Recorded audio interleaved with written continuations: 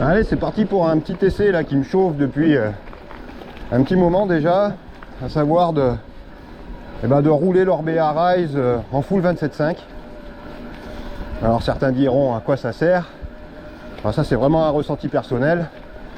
Moi mon muscu il est full 27.5 et donc je passe régulièrement de l'un à l'autre et je me rends compte avec le temps que personnellement je préfère rouler en 27.5.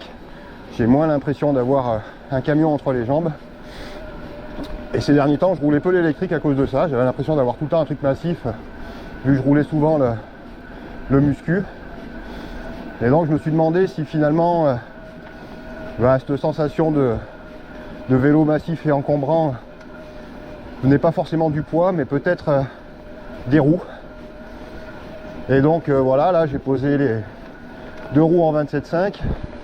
Alors avec la modif que j'avais fait au départ sur le passage en enduro de l'Orbea, et ça m'avait beaucoup monté le boîtier de pédalier. Donc j'avais rajouté des offset bushing. Donc là en le passant en 27.5, j'ai quand même laissé un offset bushing à l'arrière pour pas toujours, pour que la jonction triangle arrière et biellette ne soit pas en contact quand l'amortisseur est détendu. Donc j'aurais pu mettre le vélo un peu plus haut, mais bon, il y avait ce risque là et j'aime pas trop là que ces deux pièces soient en contact.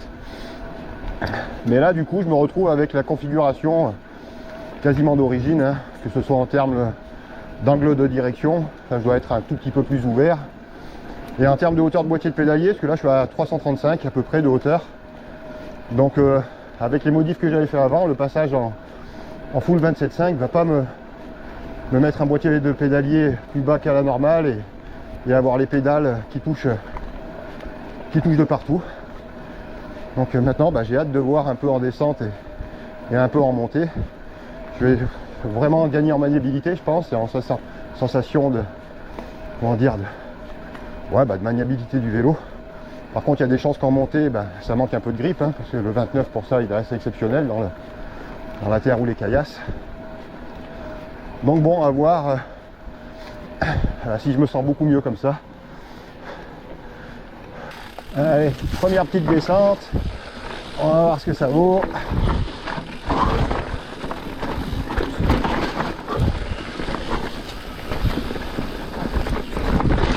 Je sais pas ce que ça va donner la GoPro là, c'est sombre, ça va laguer. Ah putain, on retrouve un peu du grip ici, c'est agréable. Ouh.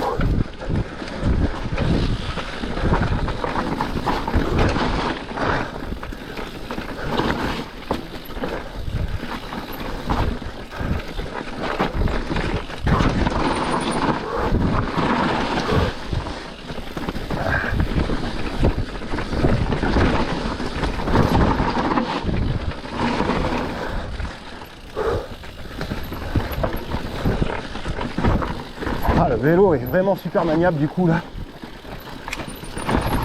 Ah, je crois que je vais rerouler plus souvent avec mon électrique du coup là. J'ai plus autant cet effet camion.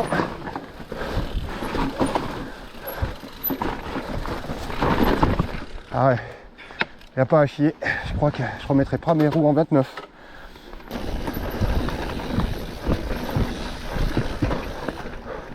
C'est parti mal. Ça glissouille un peu avec la pluie. Faire gaffe parce que je suis pas bien en confiance en ce moment.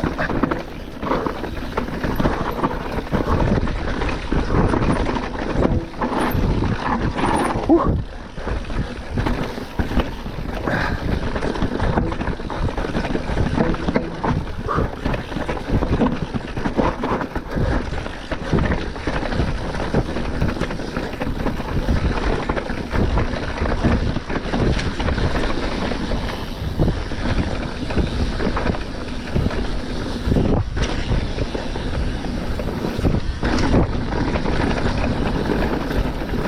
Bon, on sent quand même que ça perd un peu du grip quand même par rapport au 29.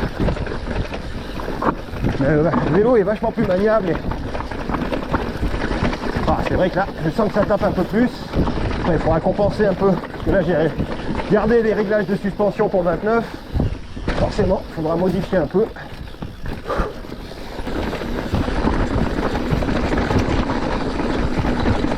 Ah, c'est sûr que là, en 27.5, c'est un peu moins un rail.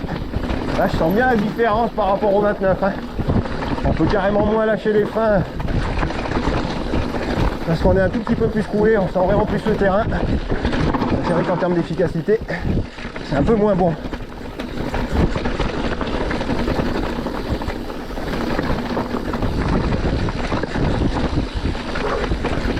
Je suis pas en confiance moi quand ça glisse.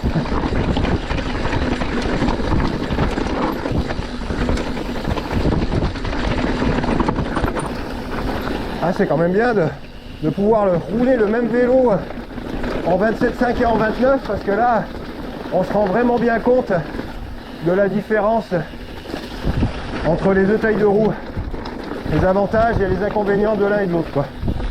En 29 vraiment c'est de la performance dans les parties rapides et défoncées hein, le vélo bah forcément hein, il mange beaucoup mieux les petits chocs et les trous et on roule beaucoup plus vite en confort, en stabilité.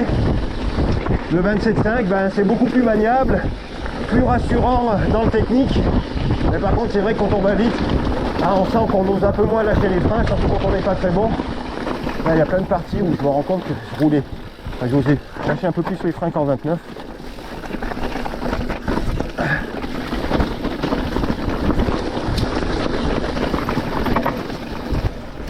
C'est marrant parce que le grip c'est tout dans la tête.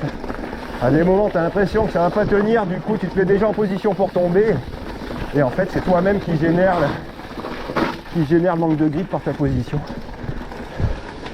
Comme dans beaucoup de sports de deux roues. Beaucoup de mental dans cette histoire. Oh, c'est filant là, allez, accélère un peu.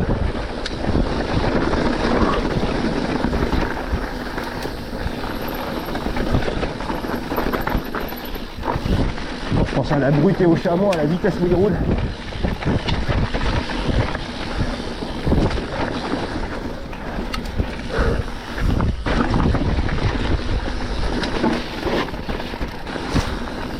C'est un peu casse-gueule.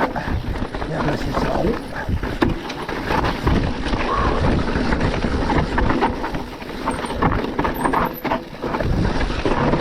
Oh, j'allais dire ça grippe. Le Magic Mari a tenu, mais le Xinotel il n'a pas tenu.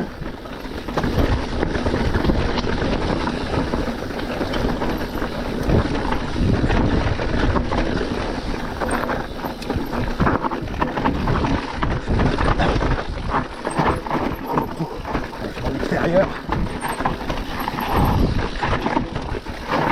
Ah, il n'y a pas ici.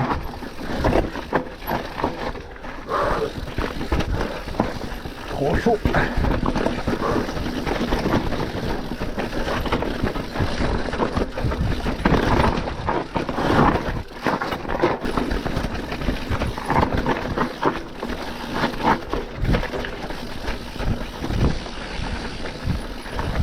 Ses racines.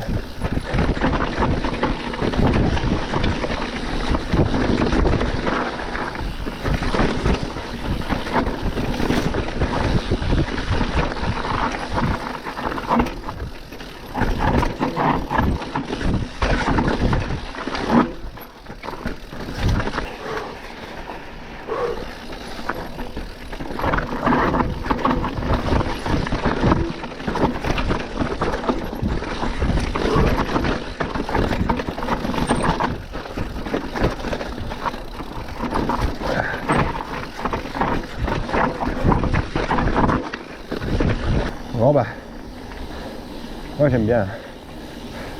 Je me sens mieux sur le vélo. Ça fait plus maniable, plus de confiance. Par contre ça tape plus, hein, c'est sûr.